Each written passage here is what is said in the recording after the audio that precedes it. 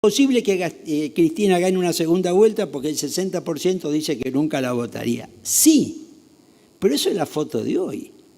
La película de mañana puede ser distinto. Y hoy dirán, no, pero mire, Macri la segunda vuelta tampoco la gana, porque tiene... Sí, eso es la foto de hoy, pero no necesariamente la película de mañana. Y si hoy tengo 60 rechazos, mañana puede ser 50 o 40. Es decir, esto va cambiando, va generándose, ¿no es cierto?, en este sentido. Bueno, acá, ¿no es cierto?, lo que, ¿no es cierto?, me decía Rodolfo, dijo, bueno, a ver, la elección mexicana y la elección brasileña. La interacción política económica, ¿no es cierto?, que había sido relativamente leve en México y un poco más compleja en Brasil, pero en ambos casos fueron fenómenos que no generaron crisis. En la Argentina va a ser igual, y miren, no va a ser igual. ¿Qué es lo que quiero decir? El proceso electoral va a estar más influido por la economía en la Argentina que lo que fue el caso mexicano y el caso brasileño. Y agregaría, esta va a ser una campaña electoral que se va a discutir y se va a hablar de economía. Lo que no ha sucedido, yo diría, desde hace bastante, desde la elección del 2009, no hay una elección donde el debate, la campaña, entre en la discusión de la economía. En esta campaña se va a discutir de economía. Más la duda, entonces yo diría, la interacción va a ser fuerte en este momento. Alguien me dice, ¿Cristina va a ganar? Yo creo que no. ¿Alguien me pregunta, ¿es imposible que Cristina gane? No. No sé si... no, imposible en política no hay. Y eso es lo que, como bien decía Rodolfo, afuera, ¿no es cierto? Sí. Yo podría tener una idea, ¿qué haría yo para que no gane? Pero esto es una opinión, ¿no es cierto?, en este sentido. Y acá viene, ¿no es cierto?, el punto. Es decir, Brasil y México han sido dos elecciones que han tenido, yo diría, 2-3 puntos en común. Primero, han ganado dos líderes políticos de cultura política populista, aunque con ideología diferente, ¿no? Es decir, ambos, como cultura política, son populistas, con ideología diferente. Bolsonaro a la derecha, López Obrador al centro izquierda. Ambos van a ejercer un poder de una forma muy concentrada y contundente. Si lo toma López Obrador, por primera vez en, voy a decir exactamente, 24 años, hay un presidente que tiene mayoría en las dos cámaras del Congreso, López Obrador.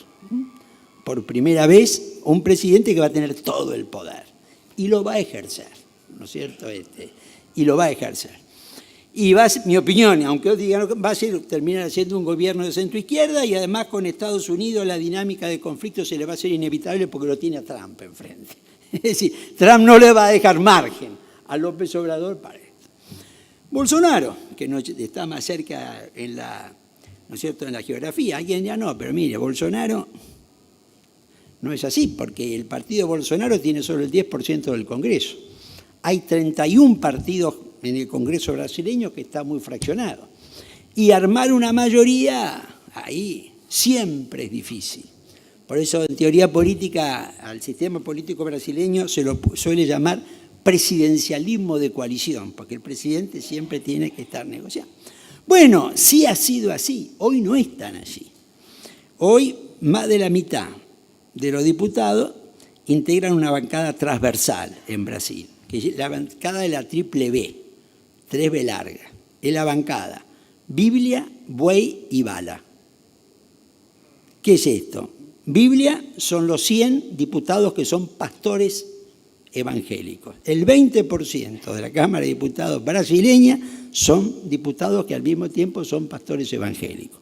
Y están además en todos los partidos, pero cuando viene un tema crucial, votan juntos. Buey son los del campo. Son 70 aproximadamente los diputados del campo, que votan todos juntos y tienen una cohesión muy fuerte y por eso, ¿no es cierto?, y fíjense decir, por eso ha creado Bolsonaro un ministerio de familia, puso una diputada evangélica. ¿No es cierto?, ministro de Agricultura, una diputada del campo, de la bancada del campo. Y la tercera B, bala, son los partidarios de la libre portación de armas. Libre, al estilo americano estadounidense, libre portación de armas. Hay varios militares, policías, y el diputado más votado fue un hijo de Bolsonaro en Río de Janeiro. El segundo diputado más votado, porque ellos tienen un sistema diferente al nuestro, que para mí yo lo adoptaría, porque ¿cómo es el sistema de ellos? Tienen la lista igual que nosotros, pero cada votante elige uno de la lista. Con lo cual, si ese partido tuvo 20 diputados, las bancas no se cubren por la lista, se cubren por la cantidad de gente que lo eligió a cada uno.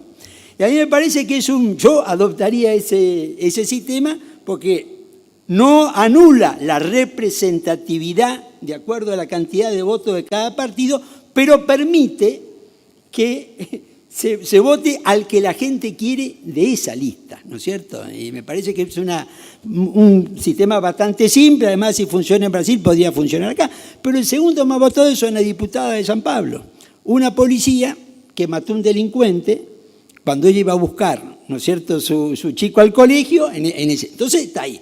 Ahora, todas estas tres bancadas, esa es la base de Bolsonaro. Su partido puede tener el 10%, pero con esta base tiene más de la mitad del Congreso, para entender el cambio que hay en la política brasileña. Pero claro, desde el punto de vista ideológico es lo contrario de López Obrador. Va a una alianza con Estados Unidos abierta, mucho más fuerte que la que Macri tiene, y llega a hacer cosas, ¿no es cierto?, ¿qué dice? Menos China y más Estados Unidos. Si uno tiene que elegir una frase para sintonizar bien con Trump, es esa. Y dice, bueno, no, yo la embajada de Estados Unidos en Tel Aviv la voy a trasladar a Jerusalén. Eso es de una audacia en política exterior fuertísima, y es un alineamiento con Trump, ¿no es cierto?, muy marcado. Pero en ambos casos, ¿qué es lo que diría? En ninguno de los dos casos, ¿no es cierto?, el proceso electoral fue acompañado de una situación de crisis económica. El problema nuestro es que la elección se va a dar en un contexto de crisis económica, lo cual yo creo que va a ser un problema, pero va a ser un problema que vamos a sobrevivir, es lo que yo diría, ¿no es cierto?, en este sentido. Bueno, segundo, que me parece que la segunda pregunta que me dejaba Rodolfo es Cristina. Y me ponía una subvariante, si Cristina va a ser candidata en la provincia de Buenos Aires, a la gobernación. Miren, yo siempre digo, los líderes políticos cambian de ideología por conveniencia, intereses, circunstancias, lo que no cambia es de personalidad. Mi opinión, Cristina va a ser candidata a presidente. Su personalidad se lo impone. A lo mejor una estrategia. A ver, vamos a conjeturar. Supongamos que el peronismo decide ponerse de acuerdo, que no va a pasar, en mi opinión, y acá arriesgo una conjetura. El peronismo va a votar dividido, como votó dividido las últimas 4 elecciones, donde siempre fue con 3 candidatos. Si tomo la última, fue Massa, Rodríguez A y Cristina. Y antes fue Cristina, Duhalde y Rodríguez, ahí siempre fue, digamos. Va a volver, lo que no sabemos qué porcentaje de votos va a tener ¿no es cierto?, cada uno. Ahí dice, no, mire, que a Cristina le conviene ir de candidata a gobernadora de Buenos Aires porque su popularidad en el conurbano es muy importante y ganando Buenos Aires asegura ganar la presidencia. Eso no es Cristina. Eso es una teoría. Y como dije, mira, a ver, hay que poner de acuerdo al peronismo. Entonces, que los anticá elijan una terna de candidatos. Y Cristina elige de la terna que eligieron los anticá, ¿cuál de los 3 es? Con lo cual se crea una... Eso no es Cristina. No es así. Ella va a ser ella. No sé si ese es mi pronóstico, ¿no es cierto? Uno se equivoca menos previéndola por la personalidad que por la estrategia política o por la ideología. En este sentido. Por eso, a mi juicio, va para presidente, respecto a la segunda pregunta, ¿no es cierto?, que me planteaba Rodolfo. Acá la tercera era, a ver, decímela.